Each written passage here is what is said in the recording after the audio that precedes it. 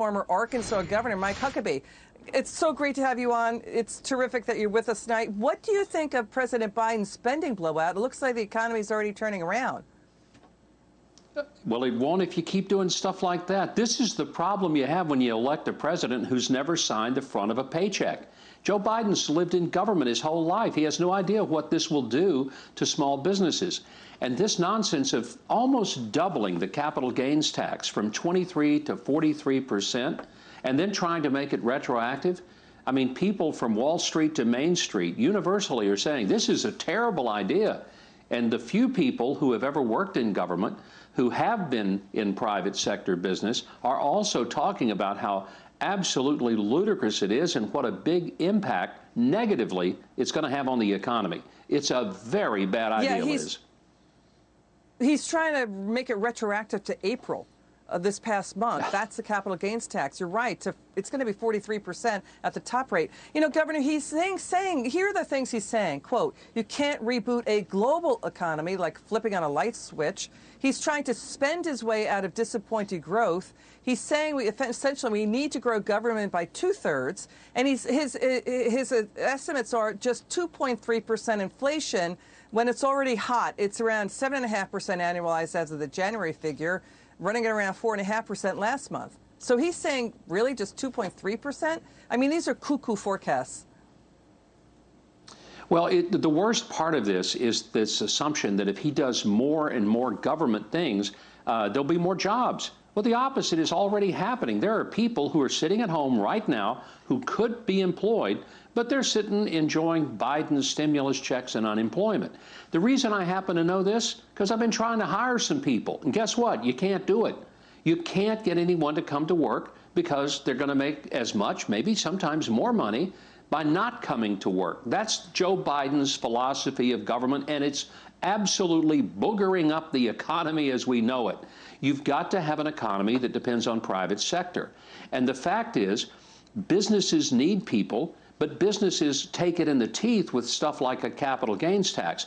The capital gains tax, Liz, ought to be zero. There shouldn't be a tax on capital gains because what you're doing, you're punishing productivity when you tax capital gains. And why would you tax something that you want more of? Don't you want productivity? Makes the economy stronger. When you punish it, you actually are discouraging it. And it's the dumbest thing imaginable that Joe Biden could be pushing right now. Yeah. People lock up their assets as cap gains goes higher. Okay, you used the B word. I was going to say rainbow and unicorns, but so let's move on to this. We know that Larry Summers, former Treasury Secretary under Obama, Gina McCarthy, even Jason Furman saying, Biden, we don't really like your policies. Let's watch Senator Ron Johnson warning about what's happening. Listen to this. By the end of this fiscal year, we'll be about $30 trillion in debt, and that's on top of a roughly $22 trillion economy. We're at dangerous levels. Okay, so he's saying dangerous levels, but you know what we're hearing, sir? That Senate Democrats, they're really mad that Senator Mitch McConnell wants to basically kill the Capitol Riots Commission via potentially a filibuster. And they're going to try to get rid of the filibuster to ram through all of the spending. What do you say to that? Well, they're going to do something that'll have irreversible consequences. And it's not just about the commission they want to create, and it's not just about the budget they want to try to push through, slam through, punch through.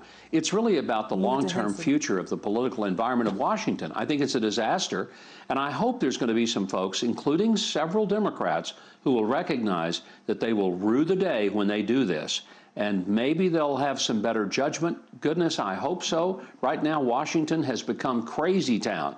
It is absolutely out of control. And I hope we can hang on for dear life, scratching with our fingernails until the 2022 elections and get some of these folks sent home, get Republicans in charge, but not just any Republicans, but some Republicans with guts and some Republicans with convictions about sound economic principles, because they're not being operated right now in D.C.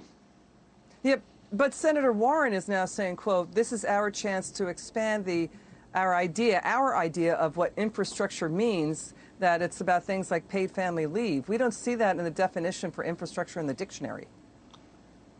No, they've redefined it. They now want to basically say macaroni and cheese is infrastructure if we say it is. This is Alice in Wonderland fantasy that these folks are living with.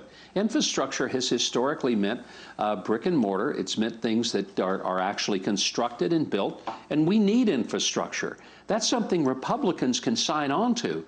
But what the Democrats are calling infrastructure is not infrastructure. It's just pork spending. You know, this is the biggest pork fest that I've ever seen in my lifetime. And Liz, I'm getting pretty stinking old. So I've been around a while, and I've never seen the kind of proposals that they're putting forth and calling it infrastructure. But you can call it whatever you want. It's just wild, reckless government spending, and it has a really harmful effect on the economy and on people's jobs. All right, Governor Mike Huckabee, it's good to see you. Thank you so much for joining us. Always a pleasure, Liz. Thanks.